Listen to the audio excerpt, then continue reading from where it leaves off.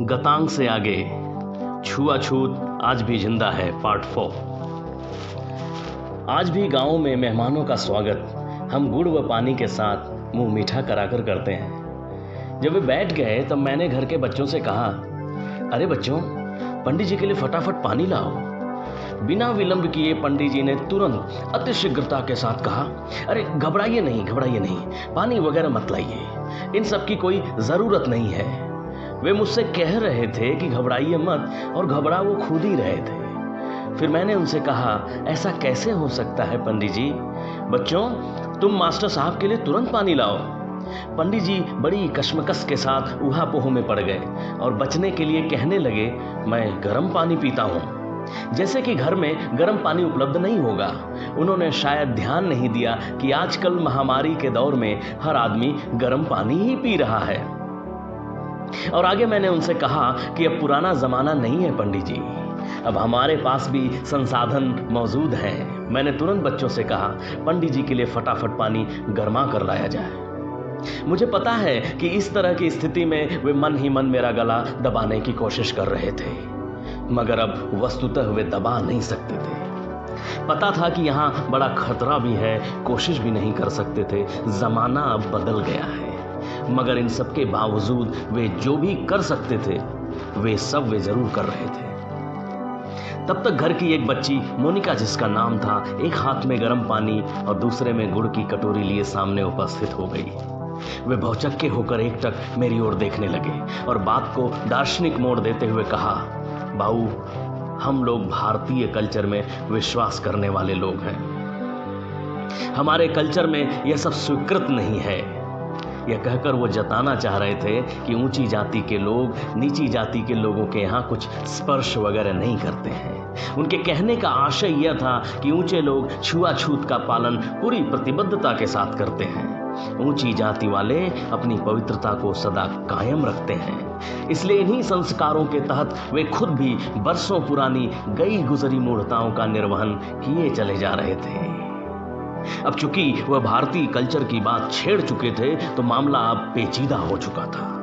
मैंने कहा, पंडित जी, भारतीय कल्चर का हवाला देके अपनी विवशताओं को बचाने का प्रयास मत करिए। सर्वप्रथम तो मैं यह बता दूं आपको कि मैं स्वयं भी भारतीय कल्चर में अटूट श्रद्धा रखने वाला व्यक्ति हूं, मगर उस भारतीय कल्चर में नहीं जिसे आप समझते हैं। वह तो भारतीय कल्चर है ही नहीं, और मुझे लगता है कि भारतीय कल्चर का आपको कुछ पता भी नहीं है। जात पात छुआछूत हमारी संस्कृति का कभी भी हिस्सा नहीं रहा है, और जिन लोगों ने इसको अपने जीवन का हिस्सा बनाया, उन तथाकथित लोगों ने भारतीयता की जड़ों को पूरी तरह से विनष्ट कर दिया।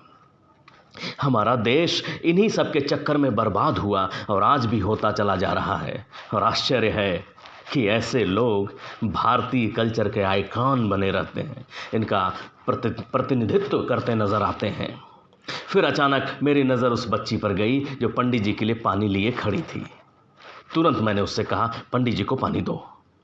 जिस पर पंडित जी फिर अचानक से सकपका गए। मुझे पंडित जी की विवशता को देखकर तरस आने लगा, लेकिन मैं भी क्या करूं? मैं भी विवश था, पानी पिलाने पर उतारू था। पंडित जी ने फिर बात को दूसरी ओर मोड़ते हुए कहा, पानी नहीं पीऊंगा, पानी की कोई ज़रूरत नहीं है, मैं घर से ही पानी पी के आया हूँ। मैंने कहा, घर से पानी पी के आए हैं तो इसका क्या मतलब हुआ? गर्मी का मौसम है और आपकी मर्जी के अनुसार पानी को गर्म भी करवा दिया है। गांव का देहाती गुड़ भी मौजूद है, ये तो सोने पे सुहागा हो गया है। पंडित जी, आप पानी पीजिए। देखिए बच्ची कितनी देर से पानी लिए आपके समक्ष खड़ी है, थोड़ा इस बच्ची का भी तो ख्याल करिए। तब जाकर अंत में बड़ी मजबूरी प्रकट करते हुए एक असीम विवशता के साथ निवेदन किया कि बाऊ, मैं मजबूर हूँ, आपके घर का पानी नहीं पी पाऊंगा। यह मेरे लिए असंभव है। इस मामले में मेरे संस्कार थोड़े गड़बड़ हो सकते हैं, लेकिन मैं इन तथ्यों से इतना जुड़ा हूँ, इतना ज़्यादा बंधा हूँ कि मेरी हिम्मत नहीं है कि मैं इन्हें तोड़ पाऊँ। मैं पानी नहीं पी पाऊंगा। मैंने उनसे कहा, आपके संस्कारों के गलत हो सकने की बात नहीं है पंडित जी, आपके संस्कार पूरी तरह गलत हैं, और इन्हीं संस्कारों के जाल ने हमारे पूरे देश को बर्बाद करके रख दिया। उन्होंने फिर कहा, मेरे ये संस्कार गलत ही सही, मगर मैं इनसे बहुत बंधा हुआ हूँ। आप मेरे इस व्यवहार को अन्यथा मत लीजिएगा, बुरा मत मानिएगा। मैंने कहा, बुरा तो मैं मानूंगा, कष्ट तो मुझे है, क्योंकि आपके ये संस्कार कॉन्स्टिट्यूशनली गलत हैं, मॉरली गलत हैं और एथिकली भी गलत हैं। आपके ये संस्कार आदमी को आदमी नहीं समझते हैं। आपके ये संस्कार मनुष्यों के बीच एक सख्त भेद की दीवार खड़ी करते हैं। ऐसे संस्कारों को आग लगा देनी चाहिए, जला के राख कर देना चाहिए अपने मन से। लेकिन आप हैं कि इसको ढोए चले जा रहे हैं। आगे अपनी बात को जारी रखते हुए मैंने उनसे कहा, इस बात का मुझे बेहद खेद है कि लोग कहते हैं कि छुआछूत अब समाप्त हो गया है, और आप मेरे सामने छुआछूत के कीड़े को जिंदा लिए बैठे हैं। आपको पता है, मेरे कुटुंब का दूर दूर तक इस क्षेत्र में बहुत बड़ा नाम है। बड़े बुजुर्गों और पुरखों के शिक्षाओं और संस्कारों की वजह से हमारा परिवार एक बड़े घराने की तरह समझा जाता है। हमारे खानदान के लोगों का जीवन उदाहरण के रूप में प्रस्तुत किया जाता है। शिक्षा और संस्कृति के मामले में हमारे परिवार के लोग भारतीय संस्कृति से ओतप्रोत हैं। आज समाज में हमारे घर के लोग जिस स्थिति में हैं, वह किसी से छुपा नहीं है। और आज मेरे सामने, मेरे ही घर से कोई छुआछूत कर रहा है। आपका यह कृत्य हर दृष्टि से गलत है। इसकी मैं घोर आलोचना करता हूं। शायद आपको पता नहीं है कि इस व्यवहार के लिए तो किसी को जेल भी जाना पड़ सकता है। आज के लिए इतना ही।